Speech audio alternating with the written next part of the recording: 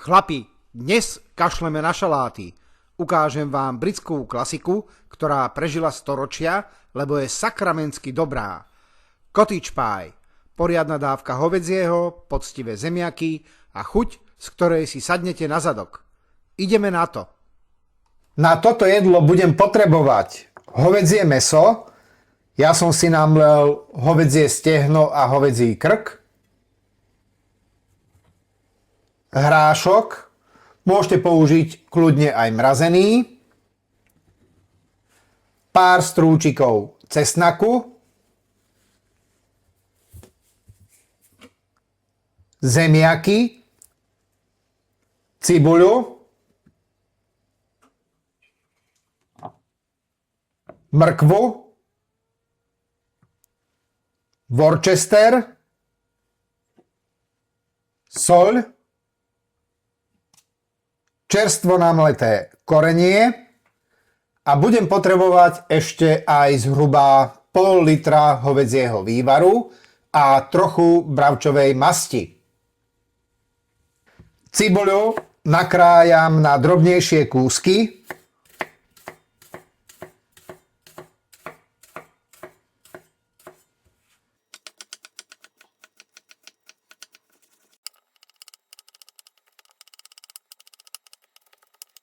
Mrkvu nakrájam na drobno.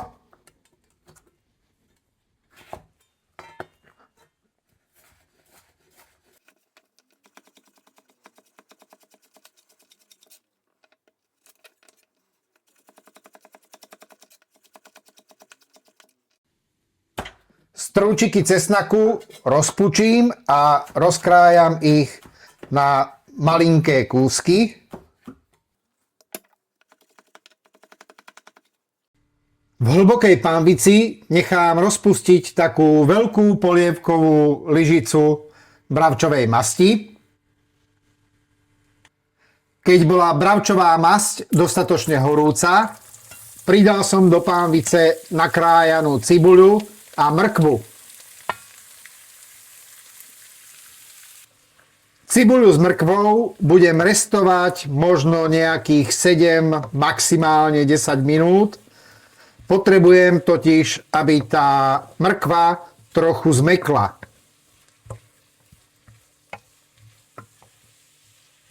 A teraz môžem do pánvice pridať mleté hovädzie mäso. A mäso teraz nechám opiecť do takej slabunko hnedej farby.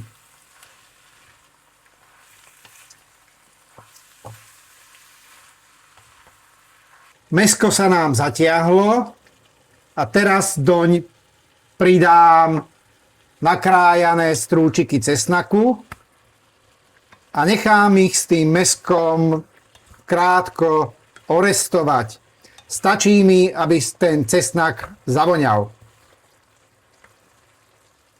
K mäsu pridám paradajkový pretlak.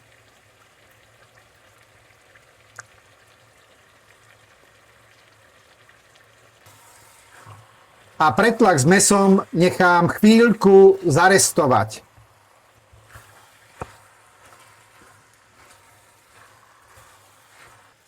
Mäso okorením čerstvo namletým korením 4 farieb.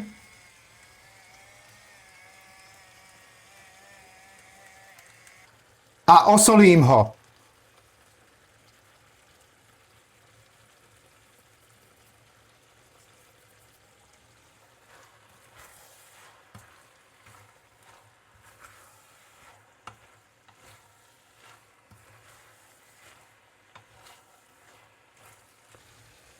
Mäso v pánvici zalejem hovädzím vývarom.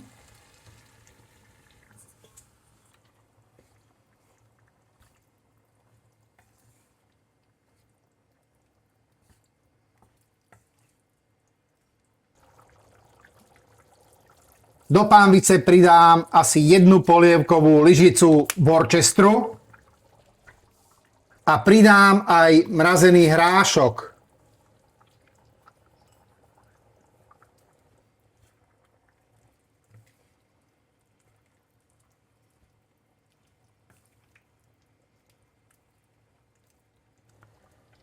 Pánvicu zakriem pokrievkou a mäso nechám pomaly dusiť možno nejakých 30 až 40 minút. Potrebujem, aby sa mi zredukovala tá šťava v pánvici. A kým sa dusí mäso, nechám v druhom hrnci v osolenej vode uvariť zemiaky na zemiakovú kašu. Šťava sa nám krásne zredukovala a tak môžem mäso odstaviť zo sporáku. Uvarené zemiaky som scedil a teraz ich rozmačkám a urobím z nich zemiakovú kašu. Postupne budem pridávať maslo a mlieko.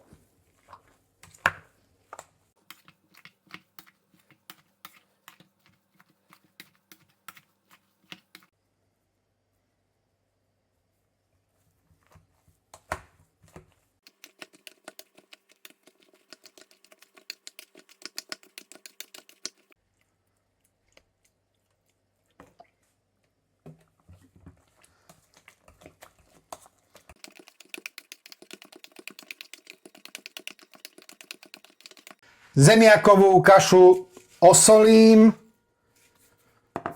okorením čerstvo namletým korením 4 farieb.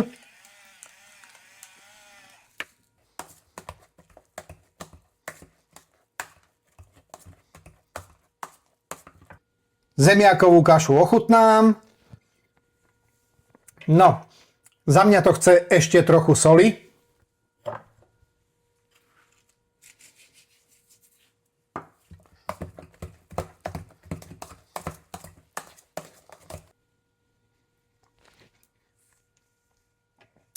A teraz má tá zemiaková kaša tú správnu chuť, ktorú chcem. A do zemiakovej kaše pridám ešte nastrúhaný čedar.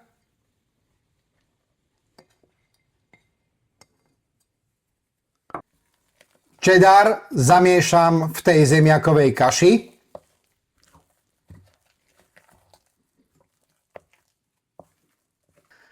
Ak nemáte čedar, môžete do tej zemiakovej kaše pridať 2 žltka z vajíčok.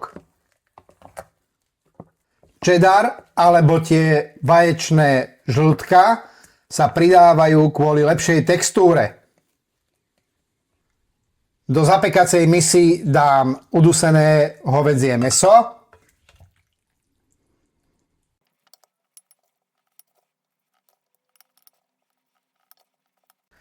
A na mäso rozložím zemiakovú kašu.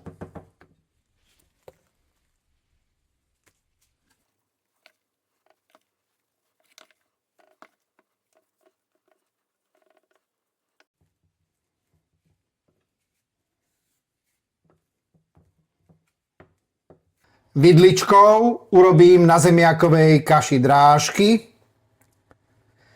A vrcholy tých drážok budú potom krásne dochrumkava prepečené. Cottage pie nechám piecť v rúre rozohriatej na 200 stupňov Celzia a bude sa tam piecť asi takých 25 až 30 minút. Cottage pie je upečený a môžem naložiť porciu na tanier. Ak sa rozhodnete pripraviť cottage pie podľa tohto videa, dajte mi prosím vedieť, ako sa vám podaril. No a nakoniec, ako vždy, vám zaželám už iba dobrú chuť.